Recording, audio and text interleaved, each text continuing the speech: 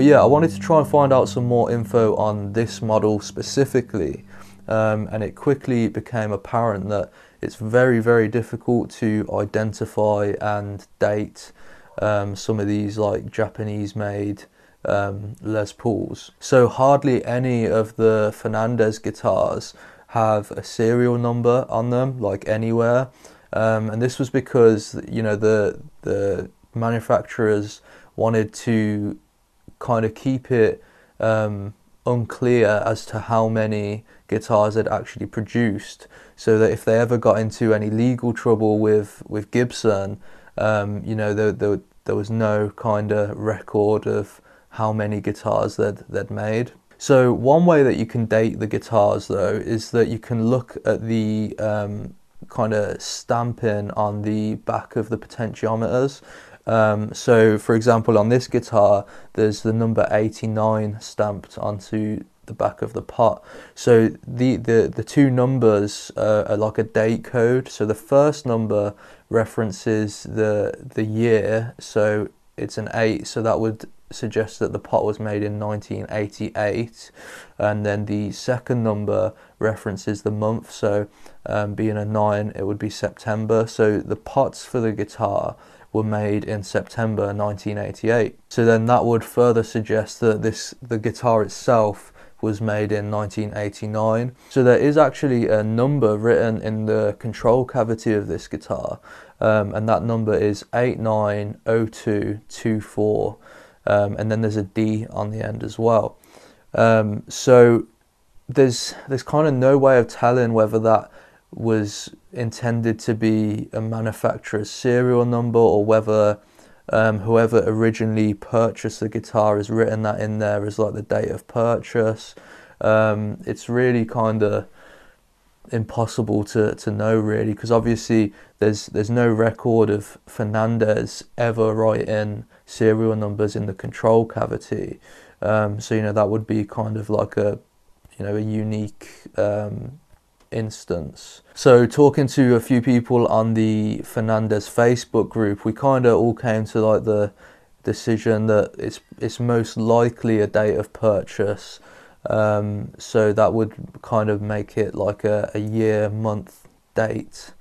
Yeah, like year, month, day layout. So being 1989, February the 24th. It's just kind of like, what does the D mean though at the end? So not really sure. It's hard to tell.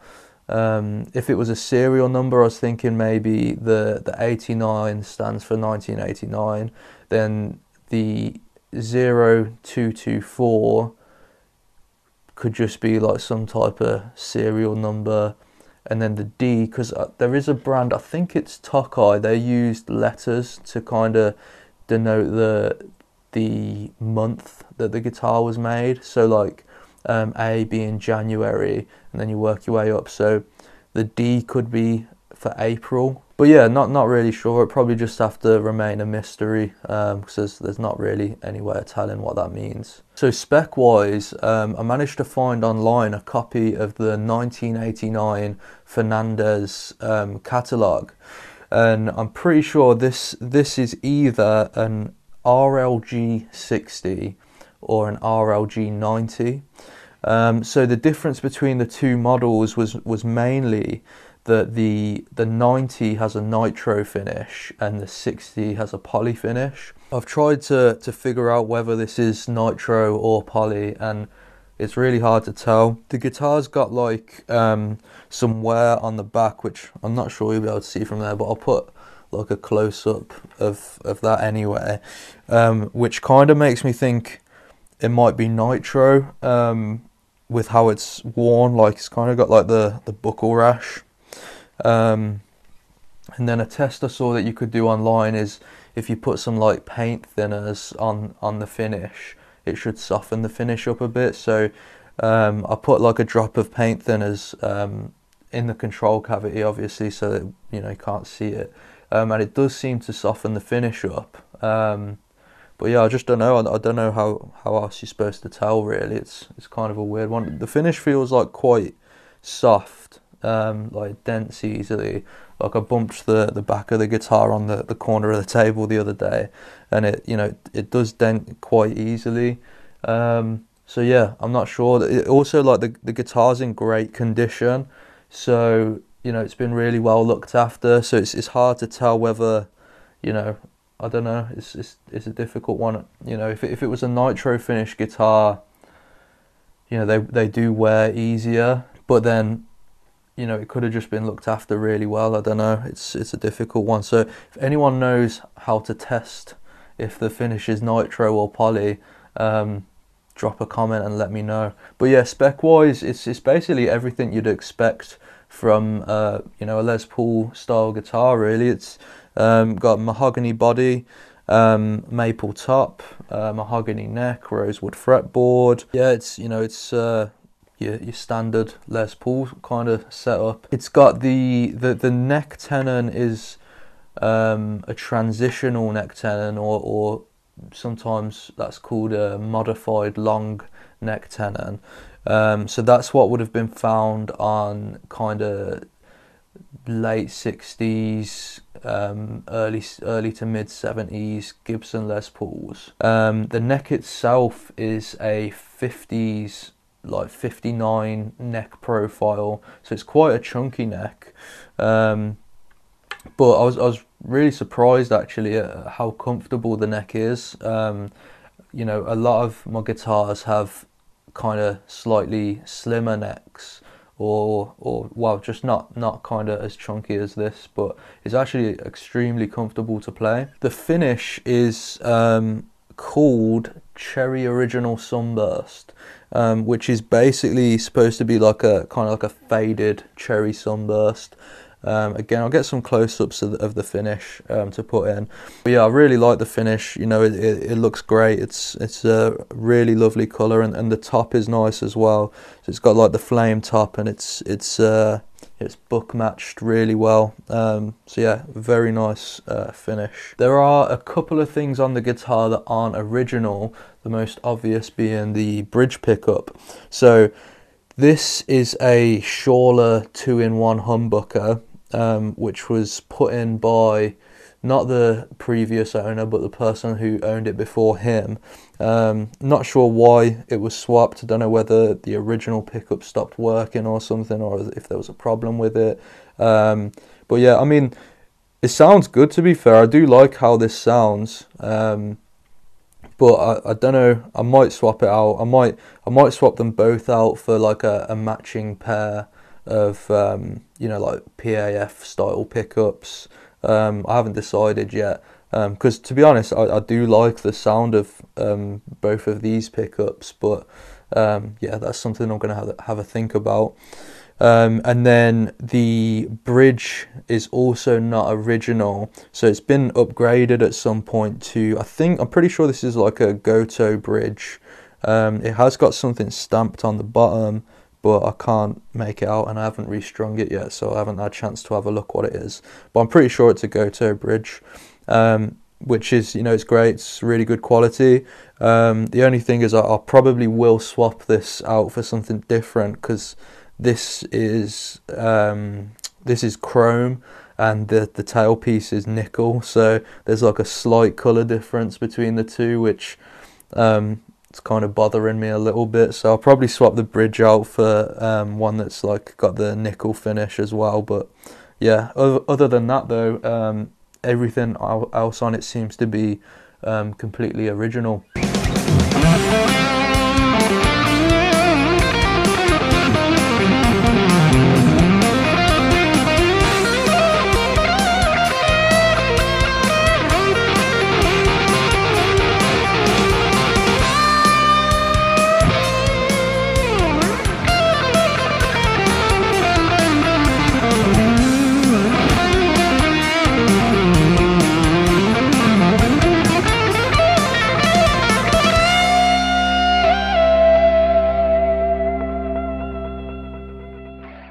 But yeah, like I mentioned, I bought this from Tony, who he purchased it in 2020 when he was actually looking to buy a Gibson R9. And he said when he came across this, he was just, he was blown away. Couldn't believe how good this one was. So he ended up going with this instead. So like I mentioned before, there's a lot of talk online about how good these made in Japan Les Pauls are. And Tony kind of backed that up as well. He said it's as good as any Gibson has ever played, kind of thing. Which obviously I was aware that he was trying to sell me this guitar, so I kind of took that with a pinch of salt to start with. But I've got to say that this is one of the best guitars that I've ever played. Everything about it is just like spot on. It sounds amazing. The build quality is amazing. It's just brilliant. The super resonant, like even unplugged, it's really loud, and the setup is spot on. The action is actually really low as well. It's probably like got the lowest action of any guitar that I own, and there's no fret buzz at all, like anywhere on the fretboard. It's just a brilliant guitar, and to be honest, I'd have to agree with what Tony says and what a lot of people online say, in that this is every bit as good as any Gibson I've ever played. It's brilliant. I really do think like you'd have to go some to find a Les Paul that's as good or better than this. It's I'm really happy with it. But yeah, so that's the Fernandes Super Grade Les Paul. If you've got one of these guitars, or if you got any more info on these, please drop a comment, because I'd love to learn more about these. If and if there's anything in the video that I've missed, or anything like that, then please share those little bits of knowledge with me. I also just want to say a big thanks to Tony for selling me this guitar and for shipping it to me safely, and also for giving me some of the backstory on the guitar. And also I want to say a big thanks to the Fernandes Facebook group and the My Les Paul forum, as the guys in those groups have also been really helpful in kind of finding out all the info on this guitar and all that kind of stuff. But yeah, as always, thanks for watching. Hope you've enjoyed the video, and if you have, feel free to like and subscribe and all that kind of thing. Yeah, and I'll hopefully see you in the next one.